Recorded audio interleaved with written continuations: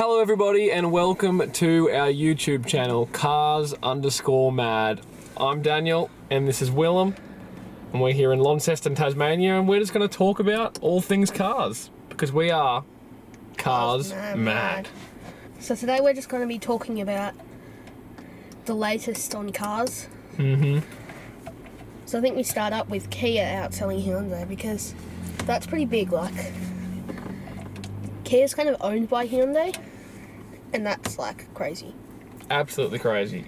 What's crazy, Willem, is we're sat in a Serato today, which is a Kia car, but usually what car do we sit in? Hyundai.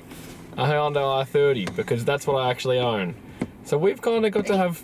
Got hit. Well, yes, my i30's poor thing has to go and get work done. It got hit. Twice. By two different people. But we're here in a Serato now, so we got to see firsthand the differences between the two. But what's interesting is... Kia have wireless CarPlay in this car, but on their higher spec cars, Kia don't seem to have it. Like, we're talking Sorento and high, like, big cars, so that sort of stuff. But in the small cars, they seem to have it. It's interesting, and from what we looked up, I'm pretty sure that their revenue's higher for all vehicles. Is that right? I know their SUVs definitely outsell Hyundais. Does the smaller models such as this outsell Hyundai smaller models? I don't know, because the i30, right, like, that's a great car. It has, I feel like with the i30, Hyundai has saved a bit for themselves and left Kia with a bit less. But then again, like, this car has a couple of things that your i30 doesn't have. But this car is newer, but if we're comparing, say, like, the infotainment system, it's kind of, like, it doesn't have built-in maps. Yeah. But it does have wireless CarPlay. Which my i30 doesn't, but possibly because it's the older model. Yeah, but I'm not sure if the new one would either, but it might. What do you think about a lot of cars getting rid of the inbuilt maps system? Do you think it's a good idea because most people have it on their phones now, or do you think it's kind of a crucial piece that cars are now missing? I like maps, but I don't think that it's a good thing deleting maps, because most maps on cars, like, you want to have a mapping system that doesn't rely on internet built into the car. Yeah. Unlike Tesla, where you can't even plug your phone in, and then you just want to be able to use Android Auto or Apple CarPlay to be able to do maps most of the time. But if you're in a place where there's no reception, you want to be able to have maps on your car. And traffic can be good, but you really just use Google Maps for that. So True. Car maps is just important for when you don't have reception, I guess. Well, we have found in the i30, there's been a couple of times that reception has cut out or my phone's been flat, and we've used car maps instead. Or when you dropped your phone on the water. That's a story for another time, people. I did drop my phone and it sunk to the bottom of Beauty Point while we were fishing. But let's not go there today. No. And where's my phone now? I don't know if you can see this, but that has been nicely smashed up from another time. Different phone. Anyway, I'm shocking with phones, but that's not what we're discussing. We're cars mad, we're not phone mad, luckily. He is. I'm mad with my phone. So, Kia Hyundai, very interesting points. We touched on Tesla a little bit too. I actually thought that was interesting because Tesla basically only has their screen to work with, right? If you want Apple CarPlay, Android Auto, that's an upgrade, is that correct? No, you can't even get it. You can't get it at all. So, very interesting point. People really like CarPlay or Android Auto. I think too many people like CarPlay because Apple's aren't very good, but also, the other thing as well is CarPlay is good to have because then you can have traffic. Not all systems have traffic. Like, Toyota with their Supra, like, they have iDrive, but in Australia you can't get all the traffic and live stuff, and you can't get any any online services on the iDrive system in the Supra, which is kind of ridiculous. Wow. You can get it in every other country except here. So I wonder why. Is it the rights that we haven't bought? Is it the... I think it's because Toyota don't like charging for, like, a subscription.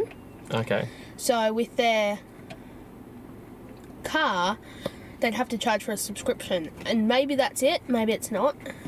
But it's an interesting point. I think you're really onto something. Gosh.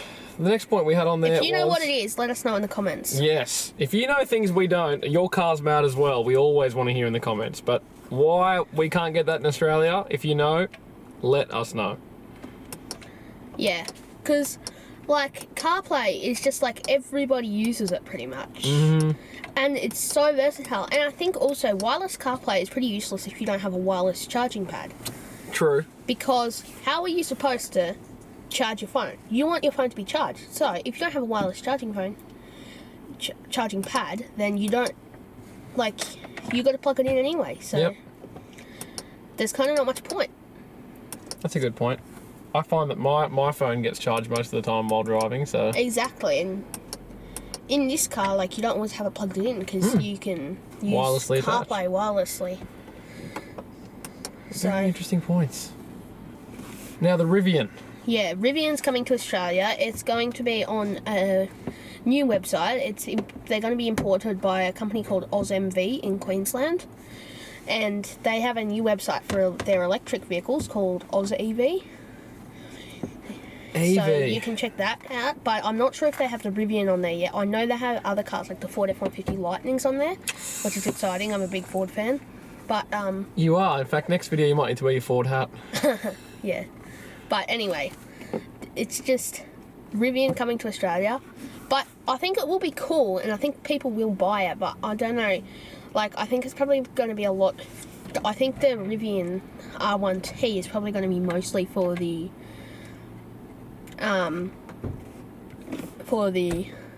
like mining market, like for them, because they have huge machinery down there anyway. They can charge it off a generator. That's true. And another thing as well is, like, the Rivians are electric. If you don't know what it looks like, here's a picture.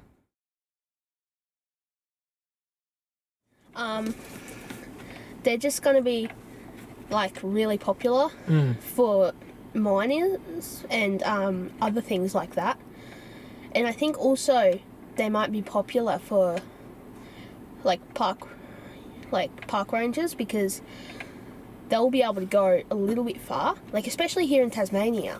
If they can afford it, it might be perfect, because we don't travel far because it's small. Like, how big is the diameter of, like, how tall is Tasmania from the bottom to top? You know what? Maybe we should put a photo of that. No. It'll be appearing at the bottom of the screen, just here. But, anyway, that's going to be like... But for the rest of Australia, like the Canning stock route, do you think there'll be charges in the middle of the Canning stock route? I doubt that's going to happen ever, really. Well, that brings up the interesting point. You know, we've seen a few videos or looked up a few things about charging stations across Australia and even the states and the world, and the public facilities for that aren't very good. No, like, with things like ChargeFox, they're just always broken, like... And, like, some chargers are just really slow. Like, there's a charger just, like, over there, that's, like... You need your own cable, and then it only charges at Type 2 AC, which is slow. What is the average, public charging speed? It would take hours and hours to... I think it depends. Like, everybody's trying to put fast chargers in, right? So, if you're going to say fast charger, maybe about 150 kilowatts for a fast charger. But obviously, like, even if your car can charge at 150 kilowatts, it's not going to be charging at that speed all the time. And we need more electric chargers here. I think the only people who are safe are Tesla owners, because Tesla seems to upkeep their things very well. Because... Yeah, and the interesting thing as well is Tesla is starting to let other manufacturers use their chargers, which really shows. And I'm not sure if they're doing that for people or if they're doing that to make money, because maybe they'll be able to charge a bit more for that. True. But I think it's a good idea, because other car owners really need that. Like, oh, they do. And it's if you're in Tasmania, as you said, and you're not going to travel far, you can get away with charging at home if you have a charger at home. Exactly. And just using that. But there is people who, for whatever reason, may not be able to install one at home. Like, maybe if they're renting. Yep. Like, you couldn't install one at your house without we were permission. talking about that. And then, like, even if you could, you'd have to pay for it. And then you wouldn't get to bring it with you. No. So some people won't do it, and they need to rely on public. And I think that's why a lot of people go for a hybrid, because they can still use petrol and not have to only worry about the electric. Yeah, like, a hybrid has, like, so much versatility, because you can just... especially a PHEV or plug-in hybrid electric vehicle, because you can plug it in and charge it, but you can also use the petrol engine if you need to. And I think another thing, like, also about, like, say the Nissan X-Trail e-Power, like, with that car, you know, you can't just, like, rely on, like, that car, because I've seen videos when they're testing it out, and the battery starts going flat and it limits the power because the battery starts going flat and the engine can't generate enough power. Also, is it that eco-friendly? True. Like, it might not be that eco-friendly, because it really is just, like, it can be good, but it also can be, like, you know, if it starts running flat too and it completely goes flat, what are you going to do? You just got to wait for the generator engine to charge it back up. I think it begs a question about hybrids and the eco-friendly capabilities, about whether some manufacturers may just be creating these cars because it's a good look and it makes them look like they're going in an eco-friendly route, but maybe it's actually not that much better for the environment than just Like their regular... Tesla, maybe, like, they say specifically, unless you charge it on renewable energy, then it's not going to be eco-friendly. But, like, if you don't charge it on renewable energy, the actual CO2 emissions, like grams per kilometre, is similar to a small internal combustion engine car.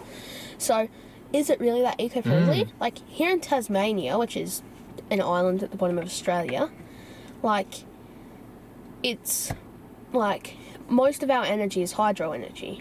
But for other parts of Australia, like Victoria, or even other countries, like Europe, they even use, like, nuclear power, which is not eco-friendly at all. No. Like, was there the one in Japan that sunk into the earth? That was Maybe it will come out the other side.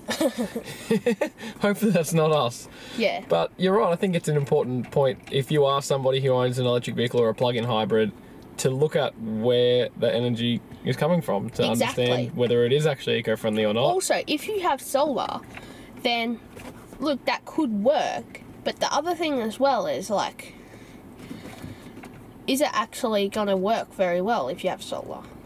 Solar's good. But is it fast? And you need to think... You can use solar, but you want to have a battery. So if you charge your battery in the day, if you charge the solar battery in the day with the solar and then charge your vehicle from it at night, you won't get it fully charged, even if it's a plug-in hybrid. Like, it's just really... I mean, it depends on the size of your battery, but you can get huge solar setups. But is it worth it just for an electric vehicle? Not really. And I mean, if you're putting power back into the grid and you have an electric vehicle, that can work well, because then you get pretty much, like, yeah, it's good. And the other thing as well is a regular hybrid vehicle does not seem to be as good as a plug-in hybrid vehicle. Yeah, it's true. But that brings us on to another thing, is the new Ford Ranger plug-in hybrid. You're a big Ford Ranger fan. Yes, and the Ford Rangers are... Anyway, sorry, we lost you there for a minute. Our camera stopped working, but we're back. So, where were we? We're about to talk about the Ford Ranger Raptor. Well, not the Raptor, but the Ford Ranger. Ford Ranger, the hybrid. Yeah. Because you're a big Ranger fan. And the hybrid, I think, is a good option. They claim, very optimistically, I might add, but still, they claim 3 litres per 100 kilometre. If you do 3 litres per 100 kilometre, you'll be able to get a couple of thousand Ks out of your fuel tank. Out of an 80 litre tank. Wow. Now that's pretty impressive as well, because that is good too, because if you are on a 4-wheel drive, right, you want to be able to go a long way as well, but I think a hybrid for 4-wheel drivers is a great option, and it's going to have, I think, 220 kilowatts or something like that, but it's going to also have 680 newton meters of torque, which is 80 newton meters more than the V6 diesel. Wow. So their hybrid version has more torque than the diesel, and it's like a 2.3 litre petrol engine. Okay. And also, like, if you want that car, you're going to have to wait till 2025. But no other dual cab ute company seems to be doing anything about it. Like Mitsubishi mentioned maybe something, but that's probably further away. But yeah, like we were talking about the Rivian earlier. If you're going to have the Rivian, then like that car's fully electric though, so how do you charge it? Like you could do like, if you were touring, right, you could do like, say, if you were towing, you could do like, say, 150 kilometre day, right? And then you come back and you charge it with a generator, and that takes forever. And then, you know, it's just, you're using like the same amount of fuel as you would in another car if you charge it overnight on a generator. And it's loud and annoying. So I think a hybrid is the solution here. Yep. A plug-in hybrid especially, because if you have a caravan with a big battery even, you could just charge it off your caravan overnight for a little bit, and then that will help the car in the morning so that it can run on electric power. But if you're towing in a Ranger, will it stay on electric power a little for any bit at all while you're towing? That's true, if it's working that hard. Because I know with like the MG HS Plus EV, like it barely, like at 100 k's an hour, if it's in auto charge mode, it won't do 100 k's an hour on electric power only. But you can lock it into EV mode at that speed. So but the other thing as well is it won't last as long if you're doing that speed. Whereas if it's more designed for doing in town sort of stuff. But that's just the MG HS Plus EV. That's just one of the hybrids that I've been in. Is there any straight electric vehicle, vehicles that have been designed pretty much for four-wheel driving in mind? Rivians, obviously. Cybertruck, Tesla Cybertruck. We don't have that in Australia. I looked it up, and it says, based on European standards, it probably won't be legal in Australia. Okay. But you've got to remember that might just be because of the pedestrian protection in Europe, whereas here we're allowed to have bull bars, so maybe we could have it here. And Cybertrucks are cool. Cybertrucks are sick. But the other thing as well is Cybertrucks rust, believe it or not. Not heaps, but they do get a bit of corrosion on them. And you kind of got to scrub it up. And it said it is 300 grade stainless steel, which means it would be a 304 or 316. Yeah, we think. Which shouldn't corrode. 304 can corrode a bit. 316 should not corrode at all. And considering the extreme standards, you would have thought it would be 316. Yeah.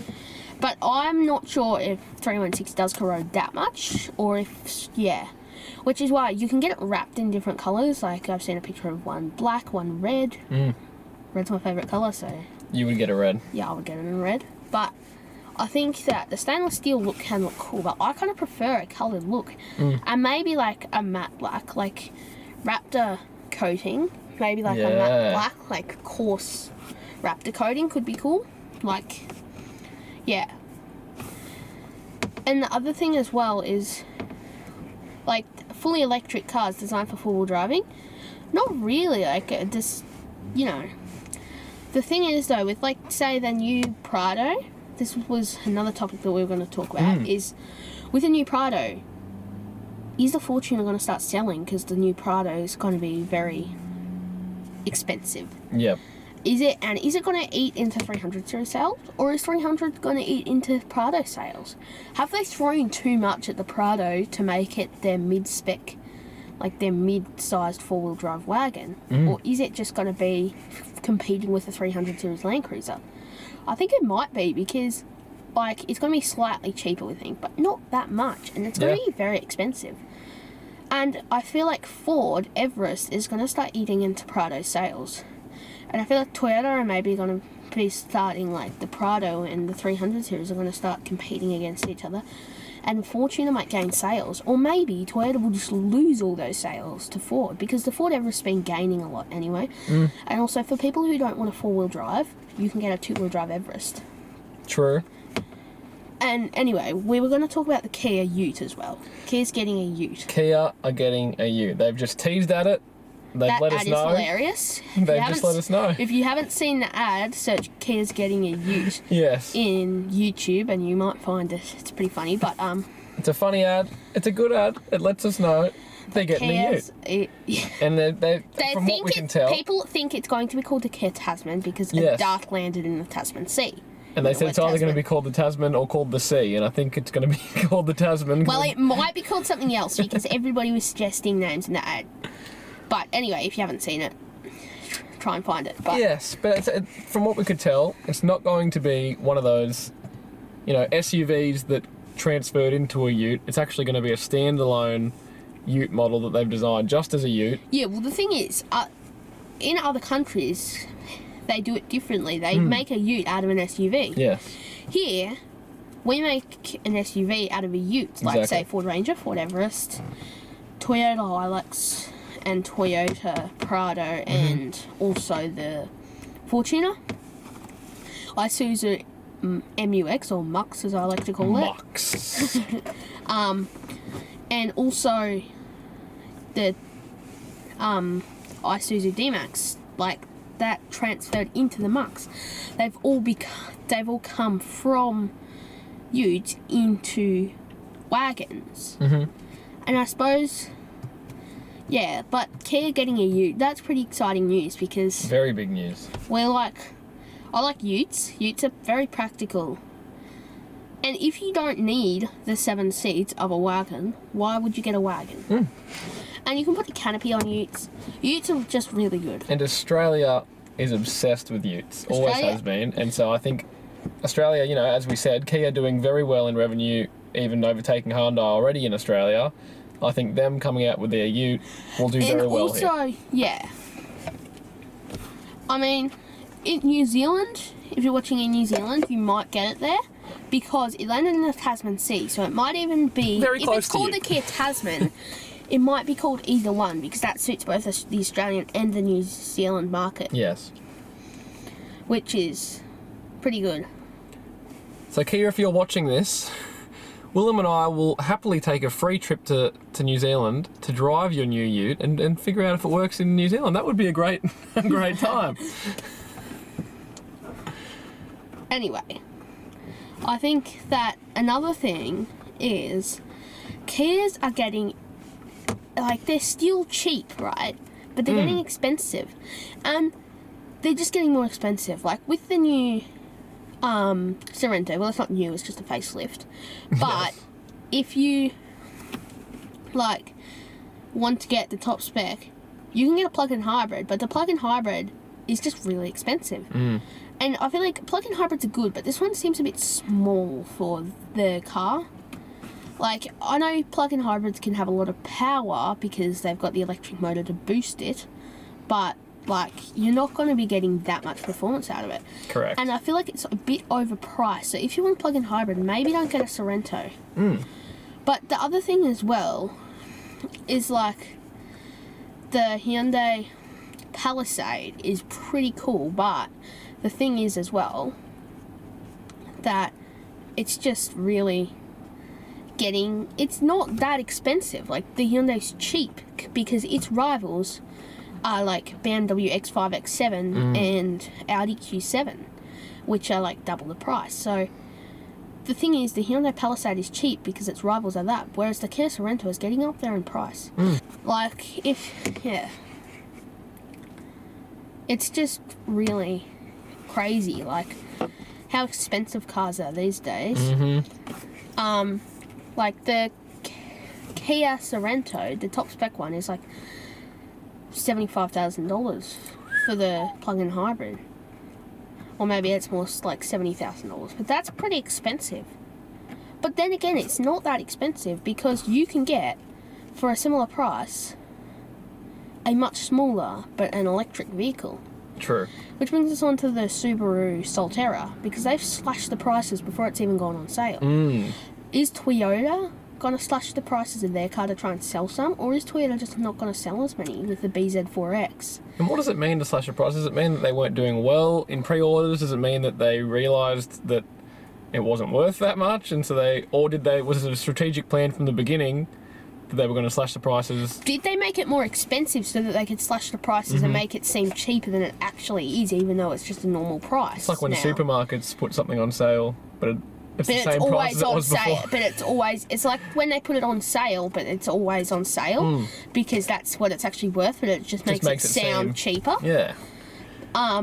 Or is Subaru, did they have a bit of room there and they were like, oh, we want to sell more? Or were they trying to compete with Toyota there and just... Very possibly. And just try and make Toyota a bit nervous about the BZ4X. And I think that the Subaru Solterra is pretty cool. And I think it's cool that it comes with all-wheel drive standard. Yeah. And I'm not sure if the Toyota does, so that might be another thing there. I mean, yeah. Like, if you think that the Toyota is better than the Subaru, let us know in the comments. Let us know. I've just seen we've got a red battery sign. So we are going to say, enjoy this first video. Comment below about all the things we've talked about. If you have any of these vehicles, let us know if they're worth the money. And if you're... Make sure you click subscribe and press the bell icon so that you don't miss a single upload of Cars_Mad. Catch you next time.